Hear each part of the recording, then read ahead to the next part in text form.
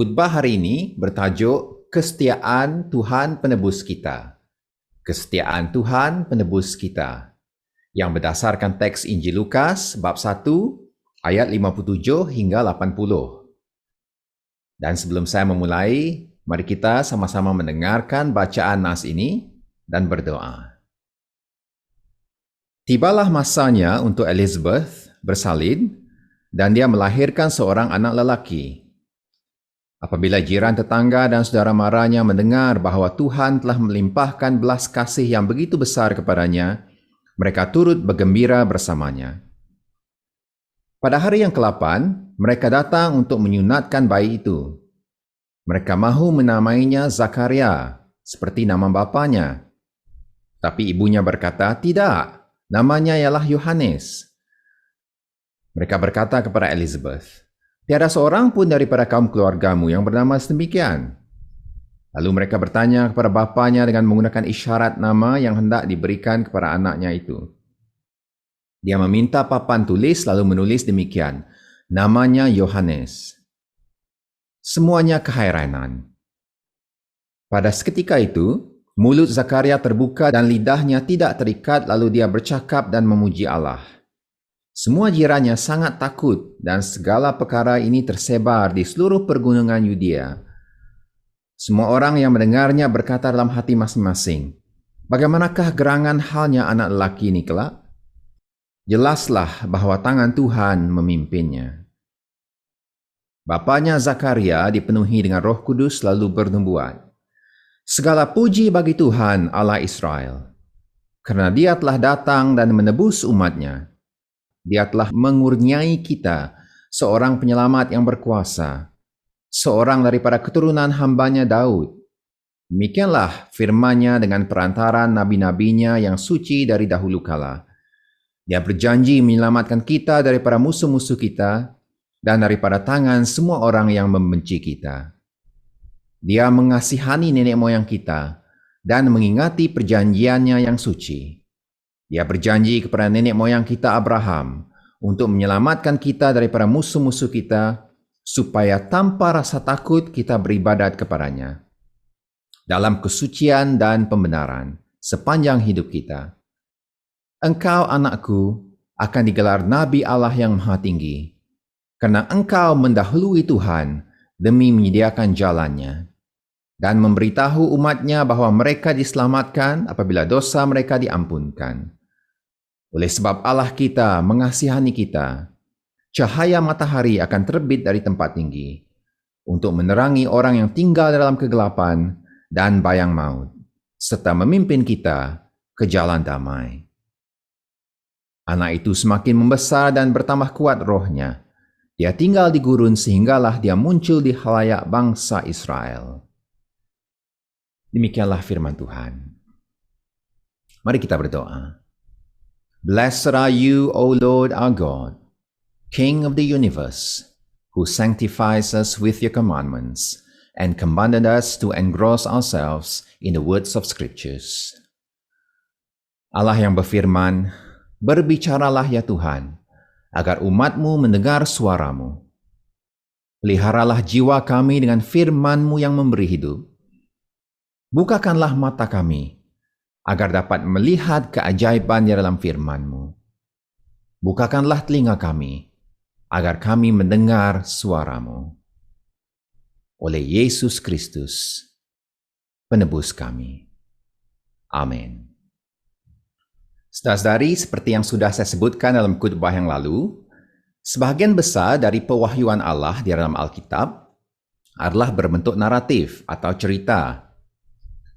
Oleh itu, penting sekali bagi kita sebagai umat yang menjunjung tinggi Alkitab ini sebagai firman Allah, penting bagi kita untuk menjejaki kisah agung ilahi sepanjang kitab suci, supaya kita tidak terlepas pandang pewahyuan penting tentang Allah dan jalan-jalannya di dunia ini di dalam Alkitab. Sekali lagi, saya ingin katakan bahawa jika kita tidak menitik beratkan jalan cerita Alkitab dan kesinambungannya dari Perjanjian Lama sampailah Perjanjian Baru, hal ini akan menyebabkan orang Kristian tidak celik dan tidak faham jalan cerita Alkitab. Sedangkan inilah caranya, inilah sarananya yang telah Tuhan anugerahkan kepada kita, umatnya, untuk mengenal pewahyuannya, untuk mengenal siapakah Allah dan apakah kehendaknya bagi kita. Adalah merugikan jika kita sekadar menarik pengajaran-pengajaran moral atau rohani yang abstrak, yang di luar konteks, dan yang mengabaikan perkara-perkara yang ditekankan oleh Alkitab melalui jalan cerita itu sendiri. Berbeza dari kerinduan kita untuk mencari ayat-ayat emas atau pencerahan rohani harian, Alkitab itu sendiri, Alkitab ini mempersaksikan sebuah kisah yang agung. Kisah mengenai kesetiaan Allah kepada ciptaannya, kepada umat perjanjiannya, untuk menyelamatkan seluruh manusia dan seluruh dunia. Dan yang lebih penting, hasrat Tuhan untuk tinggal bersama kita, bersama manusia di dunia yang dipulihkannya. Saudara-saudari, oleh itu marilah kita terus menghayati kisah menjelang kelahiran Yesus dengan berlatar belakangkan naratif kitab Perjanjian Lama yang mendahuluinya, supaya kita mengerti betapa mulia rahmat dan pekerjaan Allah yang dikerjakannya di dalam peristiwa-peristiwa yang berlaku di sekitar kelahiran Yohanes dan Yesus. Janganlah terlalu cepat beralih kepada pengajaran-pengajaran rohani atau aplikasi-aplikasi abstrak tanpa terlebih dahulu memahami bagaimana kisah Alkitab ini menunjukkan kepada kita kasih setia Tuhan yang berpanjangan dan tidak berkesudahan. Minggu lepas kita sudah memerhatikan bahagian permulaan mengenai kisah kelahiran Kristus di dalam teks Lukas bab 1 ayat 1 hingga 56. Naratif pembukaan tersebut menceritakan kehidupan Zakaria dan Elizabeth, sebuah pasangan suami istri dari keturunan imam yang saleh dan sudah tua tetapi tidak mempunyai anak.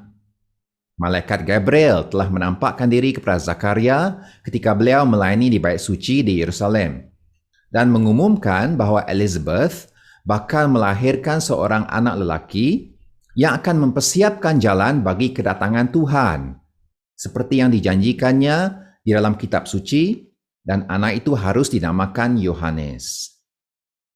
Kemudian malaikat Gabriel diutus Allah ke Nazareth pula untuk memberitahu seorang anak dara bernama Maria bahwa dia akan melahirkan seorang anak lelaki melalui kuasa Roh Kudus, dan anak itu harus dinamakan Yesus, sebab dialah anak Allah yang Maha Tinggi dan yang akan menjadi raja keturunan Daud, yaitu Sang Mesias yang dinanti-nantikan sekian lama oleh umat Israel selama ini.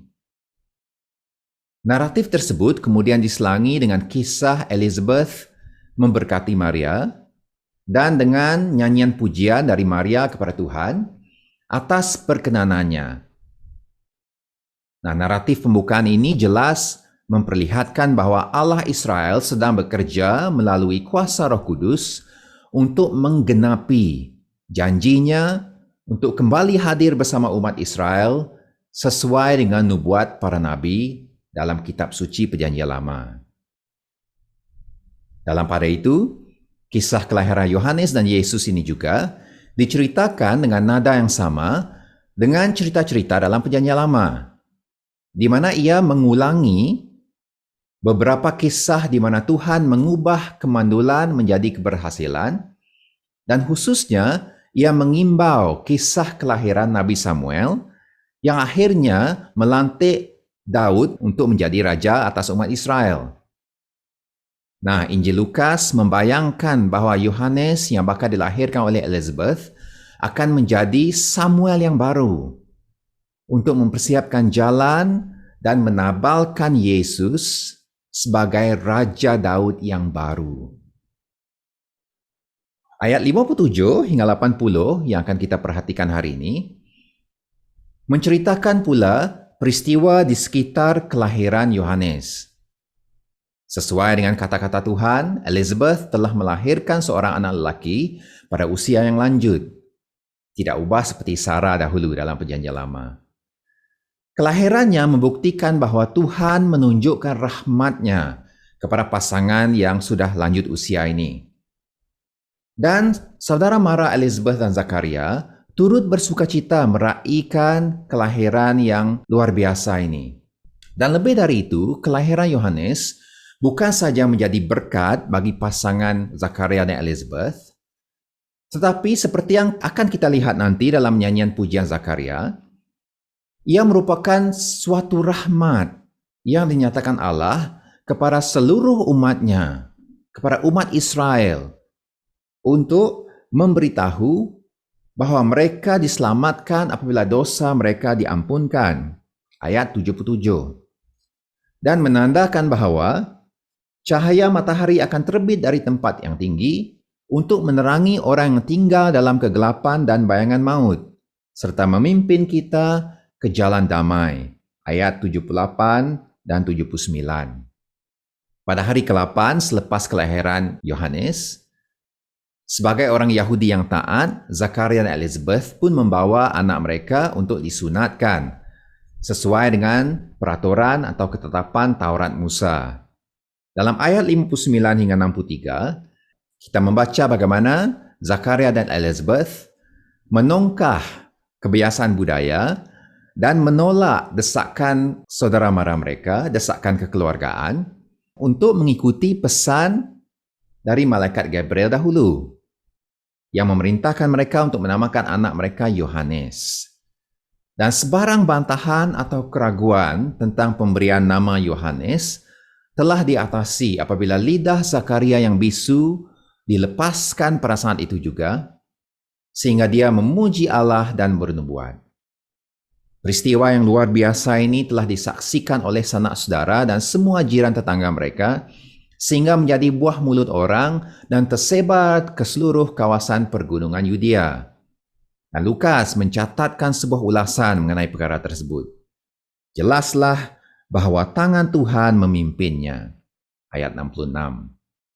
Nampaknya Lukas memuatkan peristiwa ini untuk menekankan bahwa peristiwa yang berlaku di sekitar kelahiran Yohanes bukanlah rahasia dan bukanlah hal yang kabur, melainkan Tuhan sedang bekerja di kalangan umat-Nya, dan ramai orang telah menyaksikannya serta mempersaksikannya. Ayat 67 hingga 79 pula kemudian mencatatkan kata-kata pujian dan nubuat Zakaria. Bahagian puisi ini patut kita lihat dengan lebih dekat dan renungkan dengan lebih mendalam. Sebab kata-kata Zakaria di sini syarat penuh dengan rujukan, kiasan, dan gema kitab Perjanjian Lama. Perhatikan bagaimana ucapan pujiannya ini mengimbau kisah yang panjang mengenai Abraham dalam ayat 73, mengenai keturunan Abraham umat Israel ayat 72, mengenai Daud, Raja Israel yang agung ayat 69, dan sebagainya. Semua motif ini adalah tema besar yang diceritakan oleh kitab suci. Dan untuk memahami maksud kata-kata Zakaria ini, kita perlu membacanya di bawah cahaya, in the light of, kisah latar dalam Perjanjian Lama. Saudara-saudari, oleh itu mari kita meluangkan sedikit masa untuk mengimbau kisah perjanjian Tuhan dengan Israel, mulai dari Abraham sehinggalah umat Israel pulang dari pembuangan, seperti yang disentuh oleh Zakaria dalam kidung pujiannya ini, yaitu ikrar Allah kepada Abraham dan perjanjian di Sinai ayat 72 hingga 73, perjanjian Allah dengan Daud ayat 69, janji Allah untuk melawat dan menebus Israel seperti yang disampaikannya melalui para nabi ayat 68 dan 70, waktu berakhirnya pembuangan dan waktu pemulihan di masa hadapan ayat 79. Selepas peristiwa di Menara Babel dalam Kejadian bab 11 dahulu, Allah telah memanggil Abraham dari Ur Kasdim untuk berhijrah ke tanah Kanaan. Allah mengikat perjanjian dengan Abraham untuk menjadikan dia dan keturunannya berkat bagi bangsa-bangsa yang sudah pun tercerai-berai dan tidak lagi mengenal Allah. Tuhan berjanji untuk mengurniakan Abraham keturunan yang ramai dan memberi tanah Kanaan menjadi negeri pusaka mereka. Walau bagaimanapun, Yakub yang dinamakan semula sebagai Israel, yaitu cucu Abraham, dan anak-anaknya akhirnya berhijrah ke Mesir dan menetap di sana. Dan sesuai dengan janji Allah, Dia telah memberkati Abraham dengan keturunan yang sangat ramai. Namun mereka telah diperhambakan oleh Firaun di Mesir serta terasing dari tanah perjanjian. Akhirnya Tuhan telah bertindak dengan lengan yang kuat dan tangan yang teracung serta mukjizat yang dahsyat. Tuhan bertindak untuk membebaskan bangsa Israel dari Mesir melalui kepimpinan Musa dan membawa mereka ke Gunung Sinai untuk mengadakan perjanjian dengan seluruh bangsa Israel yang besar itu. Melalui perjanjian di Sinai, Allah menjadikan Israel kerajaan imam dan bangsa yang kudus. Keluaran 19 ayat 6. Supaya mereka menjadi umat yang mengelolakan hadirat Allah, hosting the presence of God, dan mempersaksikan siapa Allah kepada dunia. Dan selepas tertunda selama 40 tahun akibat ketidaktaatan generasi pertama orang Israel yang keluar dari Mesir itu, akhirnya Tuhan membawa generasi baru umat Israel memasuki dan menakluki tanah Kanaan. Sekali lagi sesuai dengan janjinya kepada Abraham. Kehidupan umat Israel di tanah perjanjian ternyata penuh dengan naik turun dan liku-liku. Apabila mereka tidak setia kepada Tuhan, Allah membiarkan musuh-musuh di sekitar mereka untuk menindas dan menakluki mereka.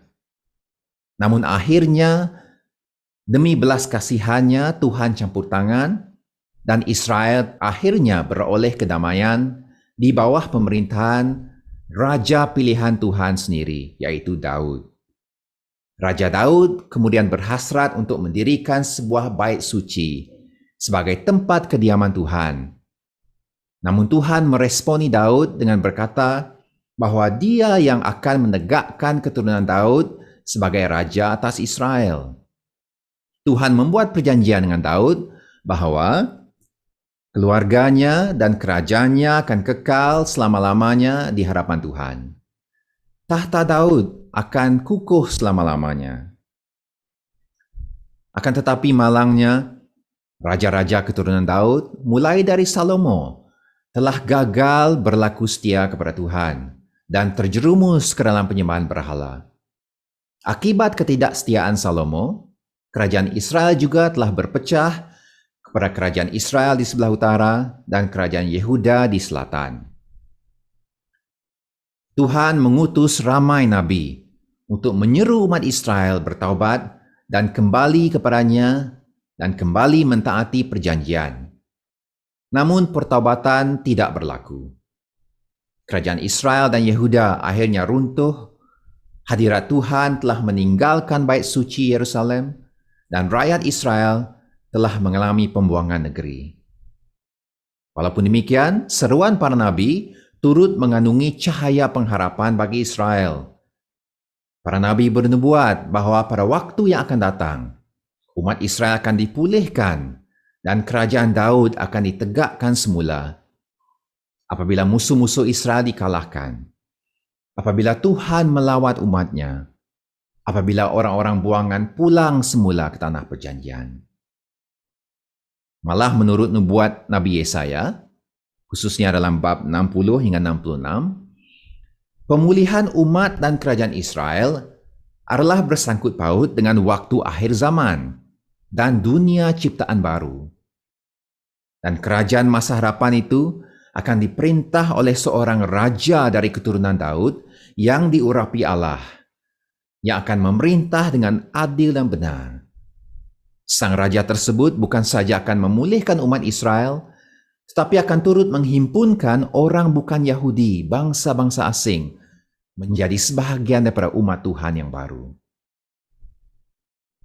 Oleh itu, dalam merayakan kelahiran anaknya, Zakaria memuji-muji Allah Israel yang bakal datang melawat umatnya. Sebab anaknya itu nanti akan mempersiapkan jalan bagi kedatangan Tuhan, yaitu Yesus yang akan dilahirkan tidak lama lagi. Kedatangan Tuhan adalah kedatangan Allah Israel yang telah dinanti-nantikan sejak sekian lama oleh orang Yahudi.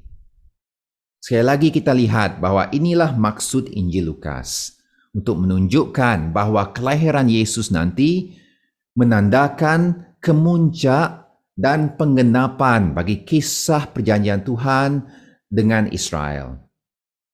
Lukas menyimpulkan kisah kelahiran Yohanes dengan mencatat bagaimana Yohanes membesar, bertambah kuat di dalam roh, dan tinggal di padang gurun sehingga dia memulakan pelayanannya di khalayak Israel.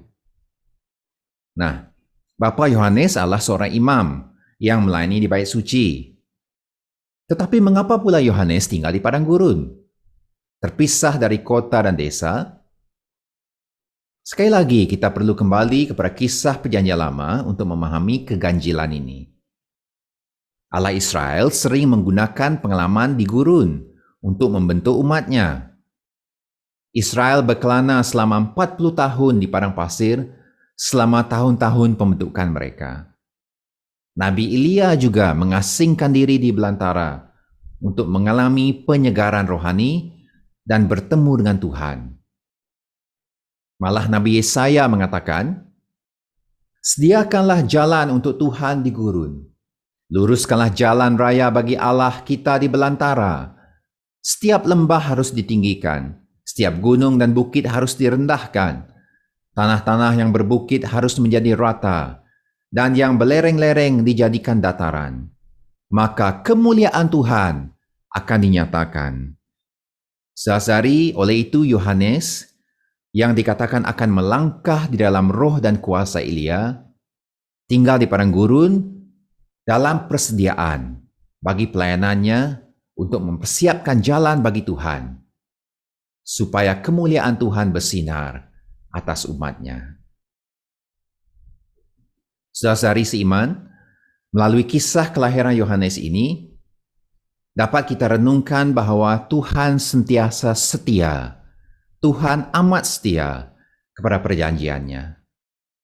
Dan justru itu tidak kira apapun kesukaran atau cabaran yang kita hadapi dalam hidup ini, atau betapa gelapnya keadaan, cahaya mentari akan terbit untuk menerangi orang yang tinggal dalam kegelapan dan bayangan maut. Seperti yang tercatat dalam ayat 78 dan 79. Fajar keselamatan dari Allah memberi kita pengharapan bagi masa depan pada masa kini. Hampir genap 2 tahun kita berada dalam dunia yang diancam oleh wabak COVID-19, yang dibebani kebimbangan, dan yang dipisahkan oleh penjarakan sosial. Dan baru-baru ini kita mendengar berita yang membimbangkan mengenai varian baru, Omicron, yang mungkin lebih berbahaya daripada varian-varian sebelum ini. Bilakah agaknya pandemik ini akan berakhir? Apakah ada pengharapan untuk masa depan yang lebih baik? Saudari, sejujurnya, terasa seperti kita tinggal di dalam kegelapan dan bayangan maut. Dan sudah terlalu banyak kes kematian akibat COVID di negeri Sarawak ini. Jadi bagaimana harus kita menghadapi prospek masa depan yang terdekat ini? Nyanyian Zakaria di sini mengingatkan kita bahwa Tuhan melawat umatnya. Walaupun dia melakukannya dengan cara yang tidak selalu kita duga dan tidak semestinya kita suka. Tuhan nampaknya tidak menghilangkan kesusahan, tetapi bekerja melaluinya untuk mendatangkan kebaikan. Tuhan nampaknya tidak membawa orang keluar dari lembah kegelapan, tetapi sebaliknya menerbitkan cahaya mentari untuk menyinari mereka. Seperti yang saya sebutkan dalam khutbah yang lalu, apabila Yesus hadir sebagai Mesias yang dinanti-nantikan oleh orang Yahudi, dia nampaknya tidak memenuhi ekspektasi ramai, tetapi sebaliknya reversing expectations. Dia menerbalikkan jangkaan ramai dan menyebabkan ramai orang kecewa. Malah termasuk para muridnya sendiri. Lihat Lukas bab 24 ayat 21. Instead of removing death, God through Christ overcame death by succumbing to death and then rise again to defeat its power. Saudara yang dikasihi Tuhan, semasa kita merenungkan kisah kesetiaan Tuhan di sepanjang kitab suci, semoga Ia memberi kita semangat untuk tidak berputus asa. Semoga kita berpegang teguh pada pengharapan, yaitu Kristus, pengharapan kita bagi kemuliaan, a hope of glory. Walaupun pada masa kini, keadaan tampak suram dan gelap, Alkitab telah mempersaksikan bahwa Tuhan itu setia. Tuhan setia pada masa lalu, seperti yang dipersaksikan oleh Alkitab. Dan Dia masih setia pada masa kini sampailah akhir nanti. We live in the same story, and we live by the same story. Walaupun kita masih hidup di bawah bayangan maut, kita juga tahu bahwa fajar dari tempat tinggi telah bersinar, karena Kristus telah datang ke dunia 2000 tahun yang lalu. Dan Kristus berjanji akan datang kembali untuk membebaskan kita yang percaya sepenuhnya daripada maut dan menjadikan segalanya baik dan baharu. Inilah pengharapan kita, dan pengharapan ini layak kita pegang teguh, karena Tuhan telah membuktikan dirinya setia. Amin. Let us pray. Ya Tuhan, inilah yang kami perhatikan, sehingga kami beroleh harapan. Karena kasih setia Tuhan tidak pernah lenyap, belas kasihan-Mu tidak akan pudar. Semuanya baru setiap pagi, besar setiamu. Tuhan, Engkaulah pusaka kami. Sebab itu kami berharap kepadamu.